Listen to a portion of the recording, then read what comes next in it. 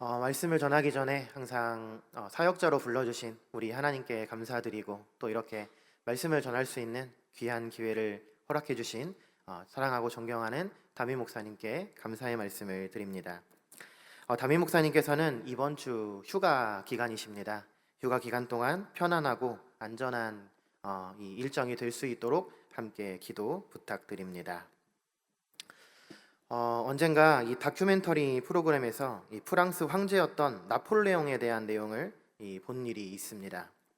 나폴레옹의 성장과 프랑스의 부패 정도, 나폴레옹이 어떻게 성공을 했는지, 또 어떻게 망하게 됐는지, 그런 분석들이 자세하게 나와 있는 그런 프로그램이었습니다. 잘 아시는 것처럼 나폴레옹은 평민의 아들로 태어나서 스스로의 힘으로 황제까지 올랐고, 전쟁으로 대제국을 일으켰던 이 프랑스의 역사에서 위대한 영웅으로 꼽히는 그런 인물이라고 할 수 있습니다. 그러나 그는 탁월했던 만큼 또 교만했기 때문에 너무나 쉽게, 너무나 어이없게 무너지고 말았습니다. 그러니까 나폴레옹이 성공했던 이유도 자신의 탁월함이었고, 또 몰락하게 된 이유도 자기가 가지고 있는 천재성에서부터 비롯된 오만함 혹은 교만함이라고 할 수 있는 것입니다. 결국 나폴레옹은 자신의 이 교만으로 인생을 망치게 된 것입니다. 이 나폴레옹이 몰락하게 된 계기는 러시아 정벌을 위해 떠났던 사건이었습니다. 1812년 나폴레옹이 전쟁을 하기 위하여 이 러시아로 출정을 하려는데, 전문가들은 그 해는 다른 때보다 더 추울 것이라고 그렇게 예상을 했습니다. 철새가 다른 때보다 빨리 날아갔고, 여러 가지 증거와 과학적인 이유를 설명해 주면서 이 나폴레옹의 참모와 전략가들이 지금은 가면 안 된다고 그렇게 조언을 하였습니다. 그러나 나폴레옹은 자신의 판단에는 그러하지 않았기 때문에 이런 주변에 있는 참모들이나 전략가들의 조언을 무시하였습니다. 그 결과 전쟁을 떠났다가 병사들이 눈밭에서 많이 죽고 말았습니다. 그 당시 이 전쟁을 지휘했던 장군 중 한 명이 그의 아내에게 보냈던 편지에서 이렇게 적고 있습니다. 군대 행렬은 무시무시한 눈밭에 파묻혀버리고 말았소. 나고병들은 코사크 군대의 깃발 위에 쓰러지고 있습니다. 라고 그렇게 남겼다고 합니다. 해설가는 나폴레옹이 좀 더 겸손하게 전략가들의 말에 귀 기울였다면 나폴레옹의 역사는 달라졌을 것이라는 그런 분석을 함께 내놓았습니다. 성도님들, 어떻게 생각하십니까? 나폴레옹이 한순간에 몰락하게 된 것이 그의 운명이고 어쩔 수 없는 일이라고 생각하십니까? 사람이 역사를 공부하는 이유는 우리보다 앞서 살았던 사람들의 잘못이 나에게 주는 교훈이 있기 때문입니다. 시대가 다르고 환경이 다르고 문화가 다르고 하지만 사실 사람 살아가는 그 마음이, 또 사람이 살아가면서 드는 생각이 사실 그렇게 큰 차이가 없기 때문입니다. 그래서 우리는 역사를 통하여 교훈을 받는 것이죠. 앞서 말씀드렸던 나폴레옹의 삶을 통하여 우리가 받을 수 있는 그의 가장 결정적인 잘못이며 우리가 받을 수 있는 교훈은 바로 교만입니다. 사실 사람이 자부심을 느낄 만한 그때 교만하지 않는다라고 하는 것은 사실 매우 어려운 일입니다. 우리는 종종 나라면 그러지 않았을 텐데, 나라면 그렇게까지 하지 않고 나는 좀 달랐을 텐데 라고 하는 그런 생각을 하곤 합니다. 그러나 그건 역시 교만이라고 할 수 있습니다. 나폴레옹이라는 위대한 인물이 교만이라는 덫에 걸려 넘어진 일이 그 사람만의 일도 아니며 그 사람의 잘못만도 아닙니다. 우리도 그런 잘못을 저지를 수 있다는 것을 우리는 기억해야 합니다. 바로 이런 점에서 본다면 내 인생에 있어서 가장 큰 적은 다른 어떤 누구도 아닌 나 자신이라고 할 수 있습니다. 자기 자신과 싸워 이기는 사람이 성경 말씀 그대로 진정한 승리자인 것입니다. 그런데 자기와의 싸움의 핵심이 무엇이냐면 바로 교만입니다. 나의 마음과 나의 생각에 있는 그런 교만과의 싸움이라고 하는 것입니다. 우리는 인생을 살아가는 매 순간 겸손해야 함에도 불구하고 그렇게 살지 못하는 때가 있음을 누가 말하지 않아도 우리 스스로의 인생을, 우리의 삶의 모습을 돌아볼 때 바로 알 수 있습니다. 그래서 우리는 내가 지금 하나님의 은혜 안에서 어떻게 살아가고 있는지를 깨달아야 합니다. 겸손을 잃게 되면 인간은 하나님의 뜻에서부터 멀어지기 시작한다라는 것을 우리는 잘 알아야 합니다. 오늘 본문의 말씀은 이스라엘이 남과 북으로 분단되었을 때 남유다의 가장 뛰어난 왕 중 한 명이었던 이 히스기야에 관한 그 인생의 마지막 기록입니다. 오늘 읽었던 이 본문의 구체적인 내용은 역대하와 그리고 열왕기하 20장을 같이 함께 비교하면서 읽어보는 게 좋습니다. 그러면 더 자세하게 알 수 있습니다. 간단하게 내용을 요약해 보자면 히스기야는 죽을 병에 걸렸습니다. 요즘으로 말하자면 병원에서 진단을 받았는데 의사가 이거 정밀 검사를 좀 한번 받아보셔야 될 것 같다고, 좀 자세하게 검사를 좀 받아보시라고 이런 말을 한 겁니다. 그래서 검사를 받았는데 그 검사 결과가 작은 혹이 좀 보이는데요, 입원하셔야겠어요 라고 하는 거죠. 처음에는 별거 아닌 것으로 생각하고 있다가 그렇게 입원했다가 정밀 검사를 해보니까 그 혹이 악성 종양이라고 하는 거죠. 그래서 죽을 날이 멀지 않았다고 그러는 겁니다. 그러면 우리가 다 아는 대로 이렇게 물어봅니다. 제가 얼마나 더 살 수 있습니까? 라고 물어보니까 그러자 의사가 6개월 남았습니다 라고 하는 겁니다. 이런 말을 히스기야가 들은 겁니다. 그런데 이런 말을 의사가 아니라 하나님께서 자신의 종을 보내서 너는 이제 죽을 것이니 너는 이제 너의 집안을 정리해라 라고 그렇게 말씀하신 겁니다. 유언도 남기고 주변도 정리하고 생을 마감할 준비를 해야 하는 겁니다. 그러니 히스기야가 그때 받았을 충격은 매우 컸을 겁니다. 이 사람은 살면서 내가 죽을 것이라는 생각을 잘 하지 않습니다. 장례식장에 잠깐 갔을 때, 어떤 사람이 죽은 것을 보았을 때, 그 세상을 떠난 것을 보았을 때 잠깐 할 수 있지만 우리가 인생을 살아가면서 또 일상생활을 하면서 과연 우리가 죽음에 대해서 얼마나 생각하는지, 또 나도 지금 당장 죽어도 이상할 것 없는 사람이라는 것을 사람들은 잘 생각하고 살아가지 않는다라고 하는 겁니다. 그러다가 어느 날 죽음을 앞두면 정신적인 충격이 함께 오는 거죠. 선지자는 히스기야에게 이제 죽을 것이니 준비하라는 말을 남기고 돌아갑니다. 사람은 성공도 실패도 삶도 죽음도 아무것도 모르는 존재입니다. 어떤 일이 일어날지, 어떤 일이 나의 앞에 기다리고 있을지 예측할 수도 없는 존재입니다. 그래서 전도서는 이렇게 말합니다. 전도서 9장 12절입니다. 사람은 자기의 시기를 알지 못하나니 물고기가 재앙의 그물에 걸리고 새가 올무에 걸림같이 인생의 재앙의 날이 호련히 임하면 거기 걸리느니라 그랬습니다. 사냥꾼들이 화살이나 총을 가지고 숲속에 있는 곰이나 멧돼지나 사슴과 같은 그런 동물들을 잡는 장면을 보면 미끼를 놓은 그곳에 꼭 짐승들이 모이게 되죠. 그런데 짐승들은 자기를 무서운 눈으로 노려보면서 화살을 겨누고 총을 겨누고 하는 사냥꾼이 있다는 사실을 전혀 모른 채 먹이를 먹고 있다가 갑자기 날아온 이 화살이나 총에 맞고 그의 생을 마감하게 되죠. 전도서의 말씀은 바로 이런 장면을 말하는 겁니다. 우리 인생도 어느 날 하나님께서 쏘시는 대상이 될 수도 있다는 겁니다. 그리고 알 수 없는 역경으로 떨어지는 거죠. 삶을 통째로 뒤집혀버리는 사건은 우리가 예측하지 못한 한순간에도 일어날 수 있는 겁니다. 성경 어디에도 한 사람의 죽음과 관련해서 히스기야와 마찬가지로 자세하게 기록됐던 경우가 없었습니다. 이 선지자의 말을 듣고 난 다음 히스기야는 엄숙한 자세로 벽을 바라보고 기도했다고 성경은 기록하고 있습니다.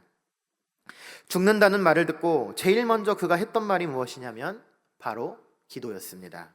이 점은 우리가 주목할 만한 부분입니다. 충격적인 일을 당했을 때 히스기야가 기도했다라는 말은 이 히스기야라고 하는 인물이 평소에 기도 생활에 충실했던 사람이라는 것을 보여주는 장면이라고 볼 수 있는 거죠. 낙심했을 때, 그 누구도 도와줄 사람이 없다고 생각될 때 제일 먼저 하나님께 히스기야는 기도하였습니다. 희망이 없는 그런 절망적인 상황에서도 제일 먼저 하나님을 생각하고 기도했습니다. 이게 말이 쉽죠? 이게 과연 쉬울 것 같으십니까? 지금 당장 죽는다고 했을 때, 혹은 나에게 정말 큰 위험이, 또 나에게 큰 낭망할 만한 일이 내 앞에 놓여 있는다고 했을 때 사람이 바로 엎드려서 기도한다라는 것은 너무나 어려운 일입니다.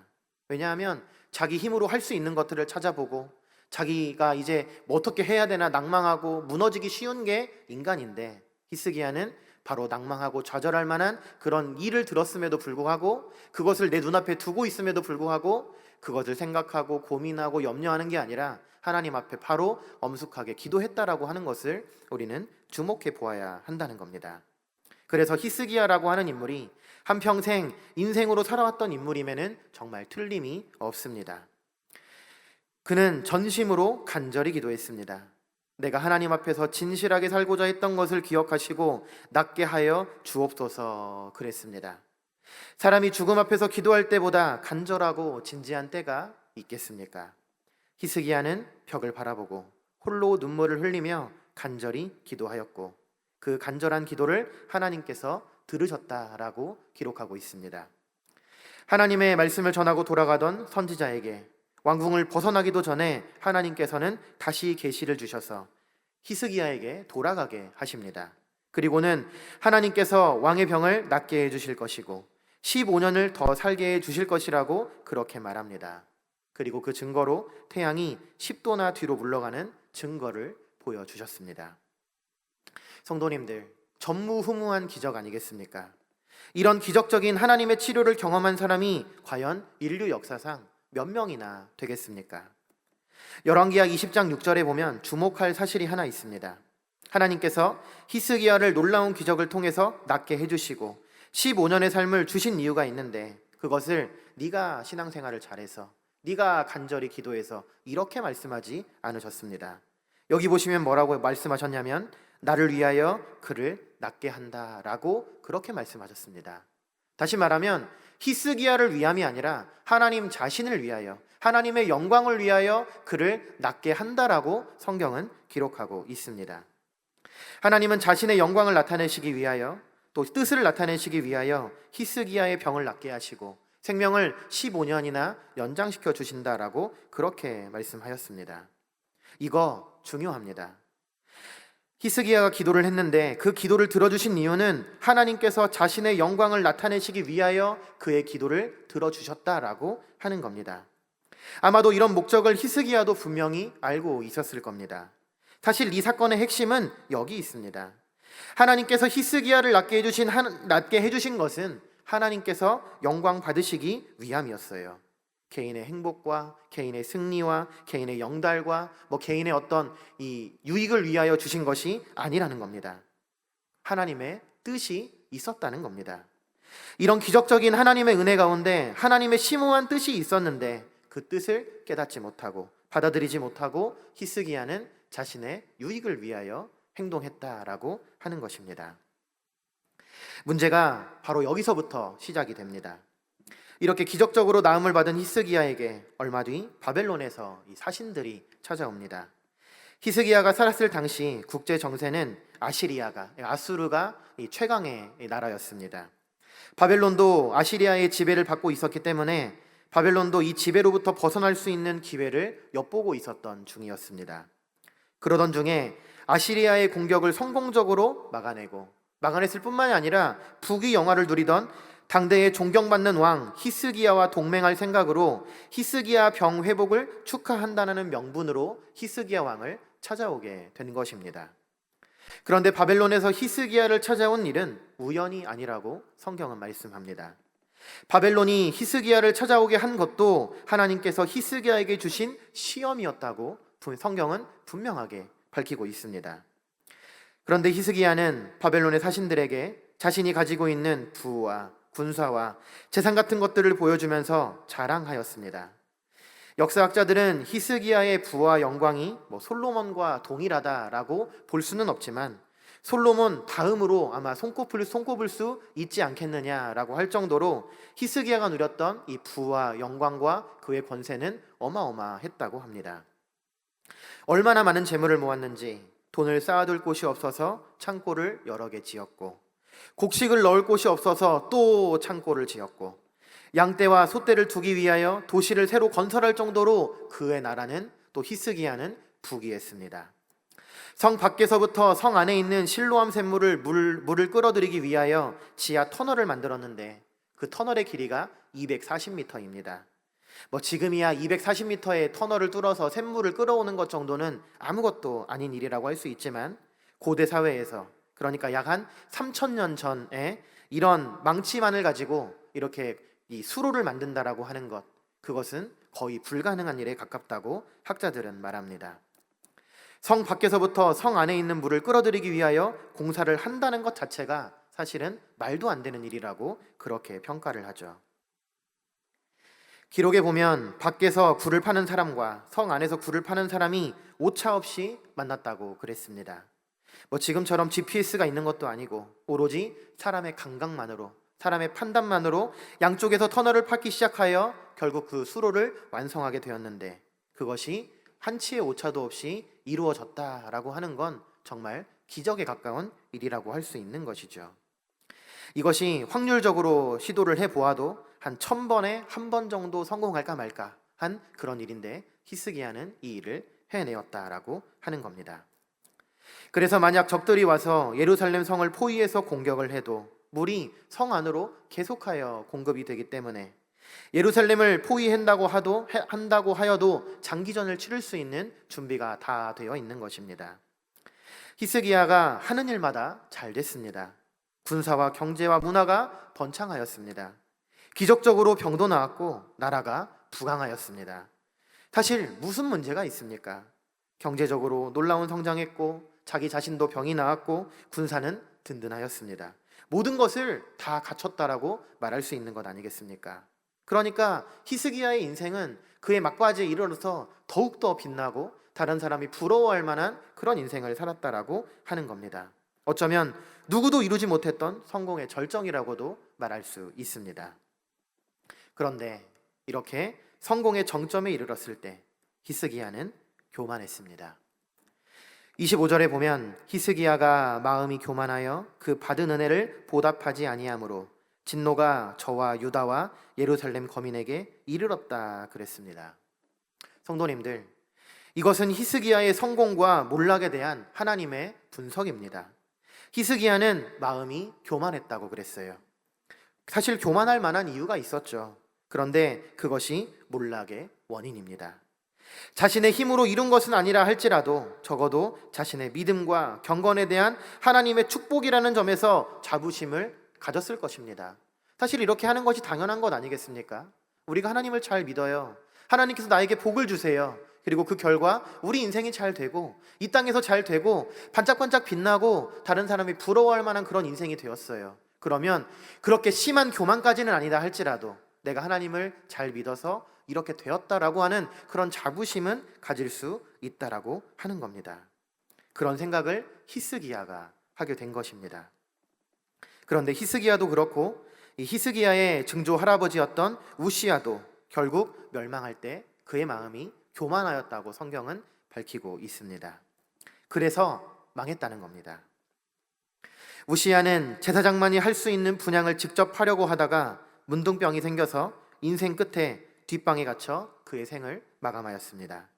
히스기야의 할아버지가 영적으로 교만하였다라고 한다면 히스기야는 성공하고 잘 될 때 그는 세상적인 자랑에 빠져 교만했습니다. 그래서 오늘 본문 31절에 보면 이렇게 말씀합니다. 그의 그 심중에 있는 것을 다 알고자 시험하셨더라 그랬습니다. 히스기야가 받은 것은 그 성공에 대한 시험이었습니다. 남들이 부러워할 만한 성공을 이루었을 때 받는 것이 도덕성에 대한 시험이고 그것을 바로 히스기야가 받았다라고 하는 것입니다.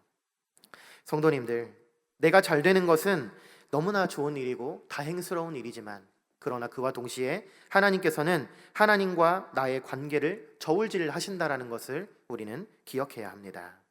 내가 잘 될 때 사실은 하나님의 뜻을 얼마나 받아들이는지에 대하여 하나님께서는 더욱더 눈여겨보신다라는 것을 우리는 기억해야 합니다. 그래서 우리가 잘 될 때 우리는 오히려 두려워해야 하는 것입니다. 성공했고 안정적이라고 느낄 때 더 높은 가치를 생각하고 그런 자세를 갖지 않으면 안 된다라고 하는 것입니다. 더 높은 가치, 그게 무엇이겠습니까? 열왕기하 20장 6절에서는 하나님의 영광을 구하는 것이라고 우리에게 말씀하고 있습니다.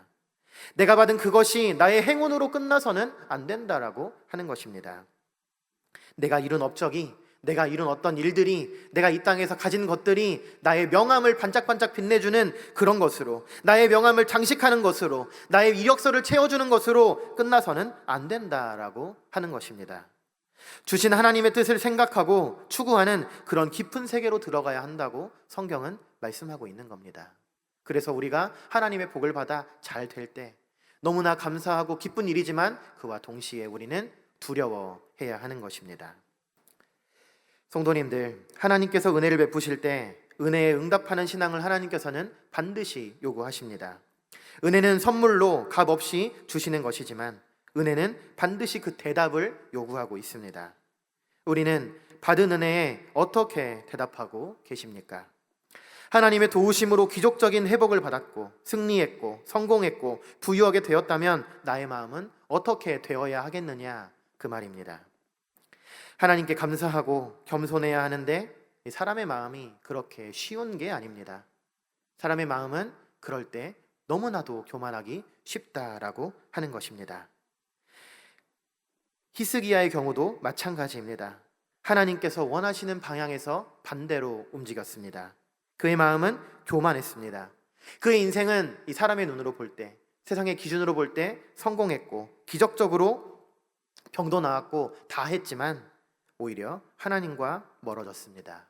바로 여기에 히스기야라고 하는 인물의 실패의 원인이 있는 것입니다. 우리는 오늘 이 본문을 보면서 우리 자신을 보아야 합니다. 오늘 이 시대를 살아가는 우리에게 하나님께서 주시는 경고이기 때문입니다.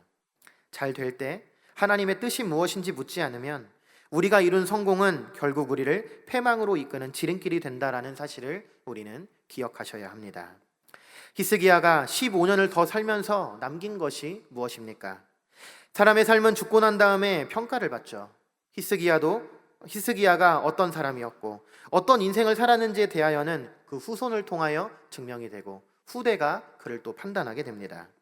그가 남긴 것이 무엇이냐면 유다 전체를 통틀어서 가장 악한 왕이었던 므낫세를 남긴 것입니다. 유다 역사 전체를 통틀어 가장 악랄한 왕이 므낫세인데 이 므낫세가 히스기야 왕의 아들입니다. 그리고 결국 하나님의 진노와 심판을 받아 나라가 멸망을 당합니다. 다른 사람이 부러워할 만한 성공을 거두었고 승승장구하는 인생이었고 정말 저 높이 올라가는 누구도 넘보지 못할 그런 반짝반짝 빛나는 인생이었지만 자기가 죽고 난 다음에는 자기 자식과 가문과 나라가 멸망했습니다. 성도님들, 나 한 사람이 이 땅에서 살면서 잘 살았다고 하며 끝나는 인생이 아닌 것을 기억해야 합니다. 나는 잘 살았지만 내 자손들이 하나님의 심판을 받고 버림받는 비극적인 일이 생긴다면 우리의 삶이 과연 잘 살았다고 평가할 수 있겠느냐 말입니다. 히스기야가 살았을 때 이런 일이 일어나지는 않았지만 그 후손에서 하나님의 진노와 심판이 있었습니다. 하나님의 은혜를 절대 잊지 않도록 그래서 우리는 노력해야 하는 것입니다. 우리가 잘 되었을 때라도 우리가 정말 하나님의 복을 받아 성령님의 인도하심을 따라 그렇게 걸어가는 중이라 할지라도 우리는 늘 우리의 인생을 성경을 통하여 점검해야 한다는 것입니다. 우리가 인생을 살아가며 또 신앙생활을 하며 가장 위험한 것이 하나님의 은혜를 잊어버리는 것입니다. 이 유명한 음악가 핸델을 잘 아실 것입니다. 이 핸델이 연주회장으로 가는 길에서 이 사람이 많아서 사람들과 부딪히는 바람에 쓰고 있던 가발을 잃어버렸습니다. 그런데 어떤 아가씨가 이 가발을 찾아주었습니다. 알고 보니 근처 이발소에서 일하는 이 아가씨였는데 그 후에 핸델은 이 이발소를 자주 찾아가면서 결국 그 아가씨와 사귀는 그런 가까운 사이가 되었습니다. 그리고 그 사랑하는 이발소의 이 여인과 결혼해야겠다라는 생각을 하였습니다. 그래서 한 번은 이 선물을 준비하여 이 이발소의 여인에게 준 일이 있습니다. 그 여인에게 준 이 선물이 무엇이냐면 오라토리오 메시아라는 곡의 친필 악보를 선물로 주었습니다. 그리고 얼마 뒤 이발소를 찾아갔습니다. 이 여인은 핸델이 찾아온 줄도 모르고 이발해주고 있던 장교의 머리를 만지며 이런 말을 합니다. 머리를 말도록 저기 있는 악보를 몇 장만 가져다 주세요 라고 말을 하고 핸델이 선물로 준 그 악보를 쫙쫙 찢어가지고는 머리를 마는 재료로 사용했다라고 하는 것입니다. 그 모습을 본 핸델은 조용히 이발관을 나갔고 다시는 그곳을 찾지 않았다고 합니다. 그리고 그 여인에 대한 사랑도 그날 다 버렸다는 이 일화가 유명합니다. 하나님께서 주신 그 은혜를 깨닫지 못하고 그 은혜의 가치를 모르고 그 은혜의 크기를 모른다면 하나님께서 다시 거두어 가시는 겁니다. 하나님께서 히스기야에게 주신 재물을 하나님께서는 다 거두어 가셨습니다. 히스기야의 자녀들 중에는 바벨론의 포로가 되어 환관이 된 사람도 있습니다. 중대한 신앙적인 의미, 하나님께서 나에게 주신 복, 이런 은혜의 의미를 모른다면 우리는 결국 모든 것을 다 잃게 될 것입니다. 우리가 무슨 수를 쓰고 보험을 들고 안전장치를 다 한다고 해도 하나님은 반드시 우리의 손에 있는 것을 거두어 가실 것입니다. 하나님께서 주신 은혜의 뜻을 깨닫고 그 뜻에 있는 하나님의 뜻대로 살고 두려운 마음으로 살아가는 것이 바로 우리의 행복이고 축복이 아니겠습니까? 하나님께서 히스기야에게 주신 하나님의 은혜는 하나님의 영광을 위한 것이라고 말씀하셨음에도 불구하고 히스기야는 그것을 잃어버리고 그 은혜의 값어치를, 그 은혜의 크기를 다 잃어버리고 자신의 마음대로 자신의 유익을 위하여 살았을 때 그의 인생은 어떻게 되었는지를 우리가 본문을 통해 알 수 있는 것입니다. 그러므로 언제나 인간적인 기준에서 행복이니 불행이니 말한다거나 성공했다거나 실패했다거나 말하는 그런 말들은 하지 않아야 합니다. 돈을 모았다고 그 모든 것을 얻었다고 생각하는 그것, 정말로 그게 어리석은 것입니다. 세상의 행복 공식은 너무나 단순합니다. 우리가 잘 아는 것처럼 돈 많이 갖는 것이 행복한 일입니다. 가진 사람은 모든 것을 약속받고 없는 사람은 아무것도 없다고 그렇게 생각하는 이 시대를, 이 사회를 우리는 살아가고 있습니다.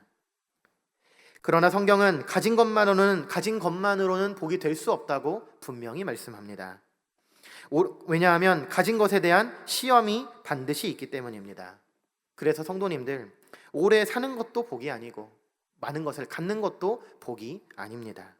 히스기야를 보면 15년을 그가 더 살게 된 일이 자기 가문에 불행을 가져오게 되었습니다. 오래 살기를 바라지 마시고 아프지 않고 오래 살기를 구하지 마시고 얼마를 살던지 믿음으로 사는 인생이 되기를 우리는 구해야 하는 것입니다. 그게 내 후손들에게도 축복이 되는 것입니다. 하나님을 높이고 하나님의 뜻대로 살지 못한다면 오래 살고 부유하게 살아도 그게 나에게는 결국 불행이라는 사실을 우리는 기억해야 합니다. 또 우리가 많은 것을 하나님의 축복으로 받았을 때, 가졌을 때, 누리게 되었을 때 그것만으로 이 세상에서 즐거운 낙을 누리는 것으로 나의 인생에 만족을 갖는 것이 아니라 그럴 때에 하나님의 뜻을 오히려 물어야 하는 것이고 오히려 하나님께서 나에게 원하는 것이 무엇인지를 도리어 물을 수 있는 그런 교만하지 않고 겸손한 자세를 우리가 갖도록 하나님께서는 원하신다라고 하는 것입니다. 그래서 언제나 교만하지 않고 겸손한 마음으로 겸손한 자세로 신앙생활을 하시는 저와 우리 파남의 모든 성도님들이 되시기를 간절히 바랍니다. 우리 함께 찬양하시겠습니다.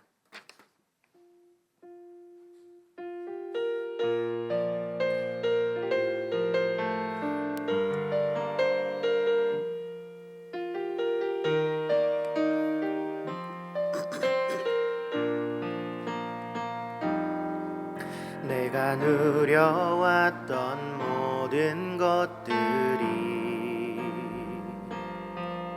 내가 지내왔던 모든 시간이 내가 걸어왔던 모든 순간이 당연한 것 아니라 은혜였소. 아침 해가 뜨고 저녁에 봄의 꽃향기와 가을의 열매 변하는 계절의 모든 순간이 당연한 것 아니라 모든 것이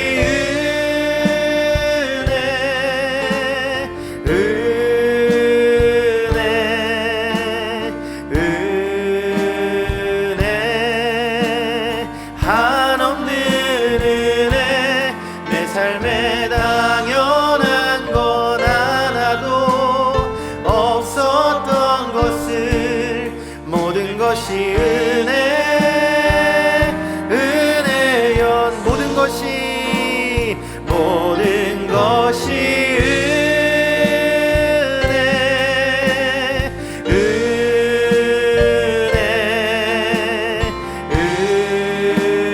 은혜 한없는 은혜 내 삶에 당연한 것 하나도 없었던 것을 모든 것이 은혜 우리 한 번 더 고백합니다. 모든 것이 은혜 모든 것이